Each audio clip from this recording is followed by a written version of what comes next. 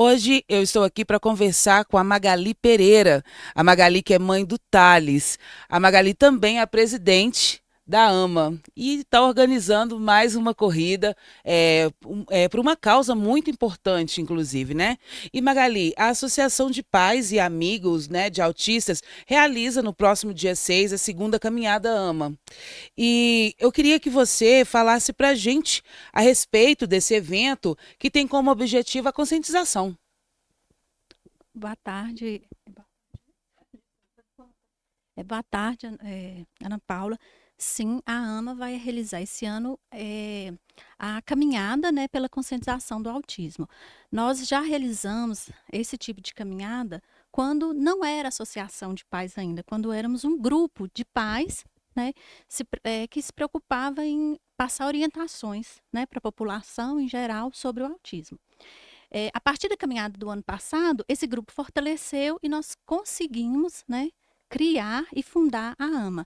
E esse ano a gente vai preparar, além da caminhada, o mês inteiro, o mês de abril como o mês azul, né, um mês inteiro de conscientização.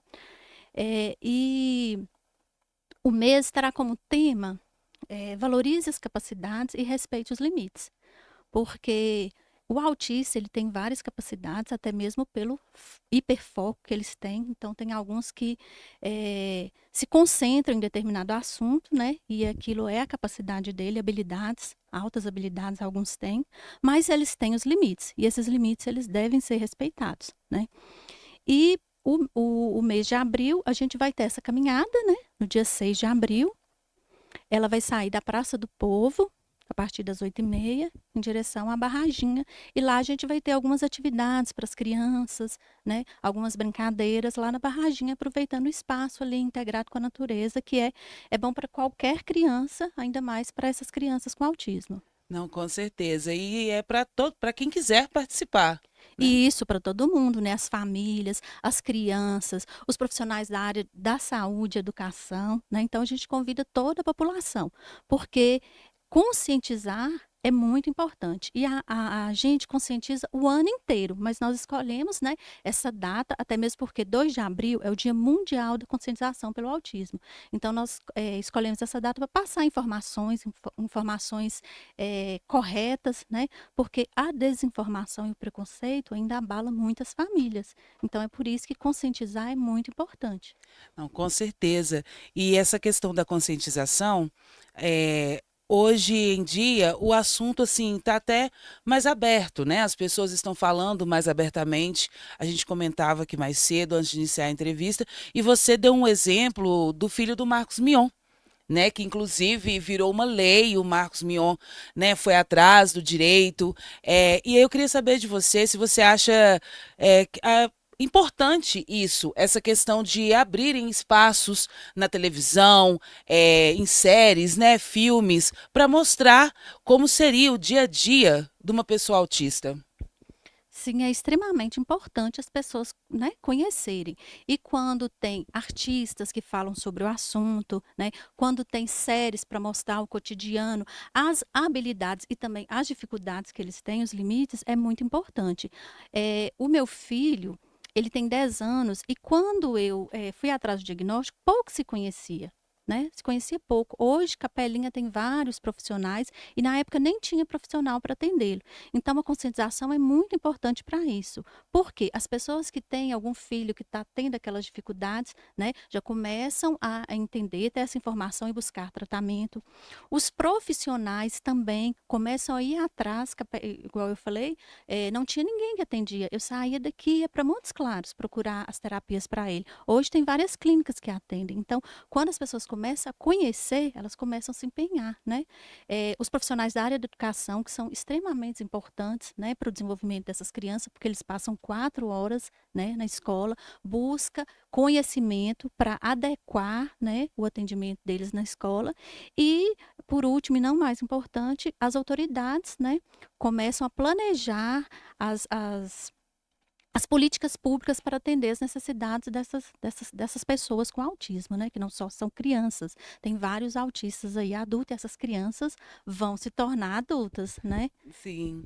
Não, e essa questão da conscientização e das leis que estão sendo criadas, né, para melhorar a vida das pessoas, né, autistas, assim, porque isso que a gente percebe bastante é que o mundo está percebendo que não são as pessoas autistas que têm que se adaptar ao mundo, e sim o contrário, o mundo que tem que se adaptar a elas. Isso é importantíssimo.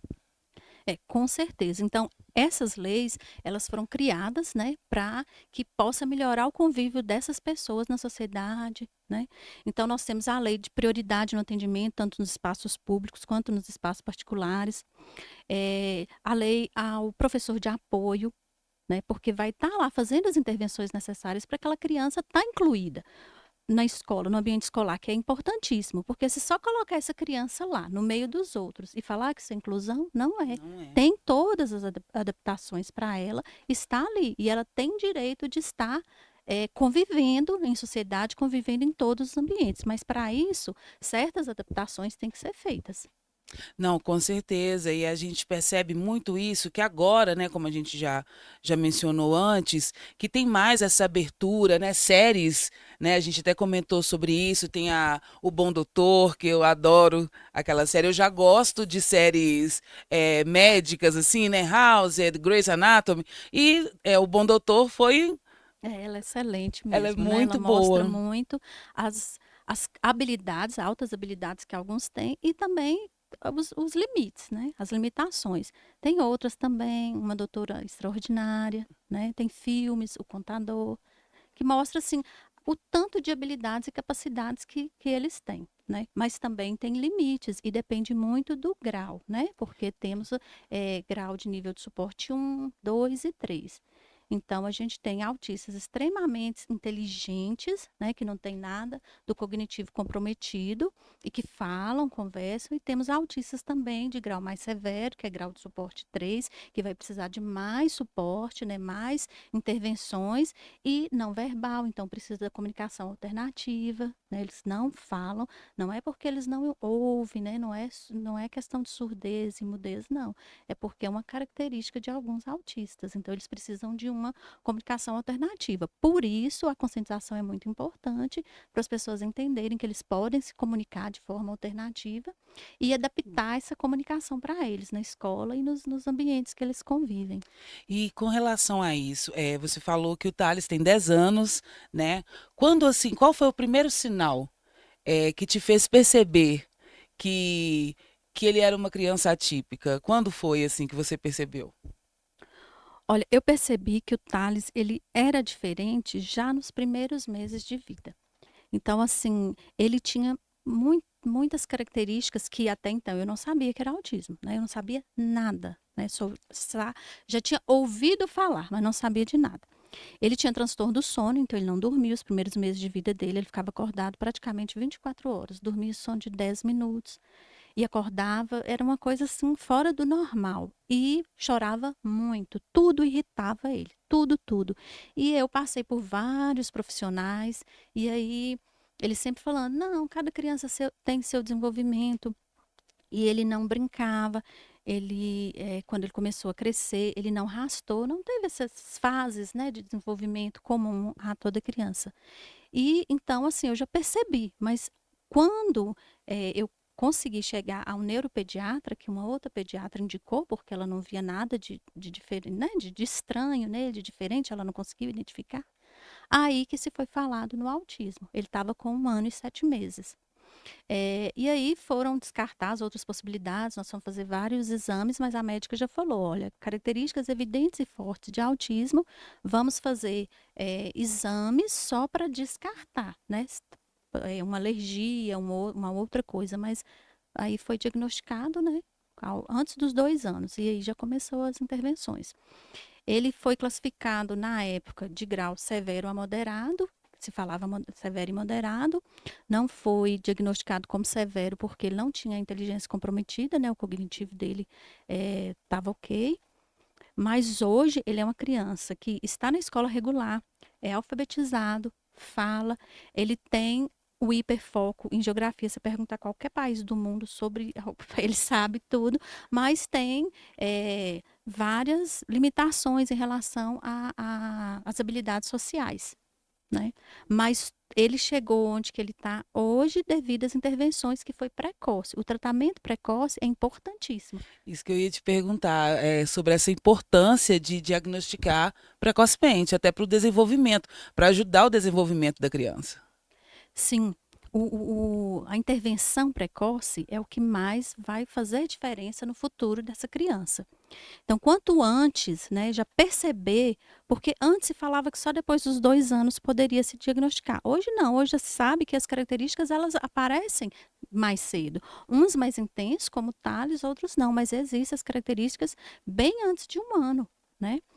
E até os 5 anos, o que a neuropediatra que acompanha o Tales falou, é que até os 5 anos é mais fácil aquela criança responder bem às intervenções, né? A medicação, as terapias. É claro que depois dessa idade, há um grande número de crianças diagnosticadas depois dessa idade, quando vão para a escola, né? É claro que as intervenções também vão fazer diferença na vida delas, mas precocemente é mais rápido, né? Não que ela vai deixar de ser autista, mas ela vai melhorar muito o seu desempenho, seu desenvolvimento. Sim, e com essa questão, você falou mais cedo que na sua época não tinha, né, muita coisa assim, não tinha muito material ao alcance, né, dos pais. E o que, que você recomenda para os pais assim que estão descobrindo agora que os filhos são autistas, assim, o que que você pode passar da sua vivência para eles? A primeira coisa, né, é saber que o seu filho é único, né? Ele é perfeito e maravilhoso e que você vai procurar fazer de tudo para ajudá-lo. Então, a primeira coisa é procurar os especialistas que vão estar indicando um tratamento, porque cada autista é único e cada um vai precisar de terapias e intervenções de acordo com o seu nível de autismo. Outra coisa que me ajudou muito, e é uma das coisas que eu me empenhei para ter essa associação aqui, é a troca de experiência com outras mães. Isso fortalece a gente saber que outras mães passaram pelo que a gente está passando, né? E isso fortalece, a gente troca experiência e passa a conhecer mais também, Uma né? rede de apoio também, né? Exatamente. Então, é muito importante a gente ter essa conversa com outras mães para saber, ter esse contato. Eu acho que é muito importante. Então, isso foi um dos motivos que a gente fundou, né? Antes era o grupo de mães, mães me procuravam e falavam assim: ah, eu sei que o Thales. E a gente formou um grupo de pais e se encontrava e conversava e desabafava.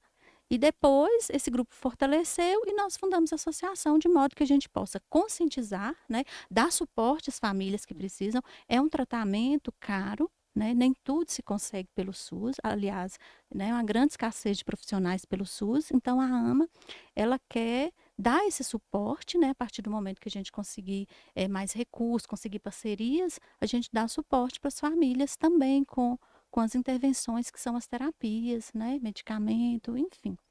É, eu acho que as famílias têm que procurar conhecer e procurar ajuda o mais rápido possível.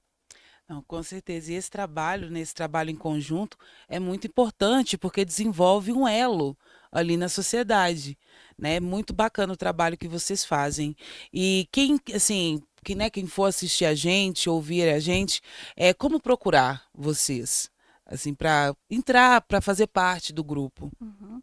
da En- associação. Então, a associação ela foi criada recentemente, a gente não tem sede, né? Nós fazemos reuniões e aí nós temos uma sala que é cedida só, né, para a gente fazer as reuniões, mas quem tiver interesse, né, que tiver, não precisa ser só familiar, né, de pessoa com autista, não. Quem tiver interesse em ajudar e apoiar a causa, é só procurar um dos associados. Então, tem eu, lá no Banco do Brasil, que pode procurar, tem a Lia, né, que ela tem uma loja ali ao lado da rodoviária, todo mundo conhece a Lia lá, da Lojão das Fábricas. Tem a Fernanda, que trabalha na prefeitura. Tem a Aline, lá da Retífica Aranãs. Então, é só procurar um dos associados, né? Tem a Celiane, que é uma pedagoga, que ela trabalha com intervenção.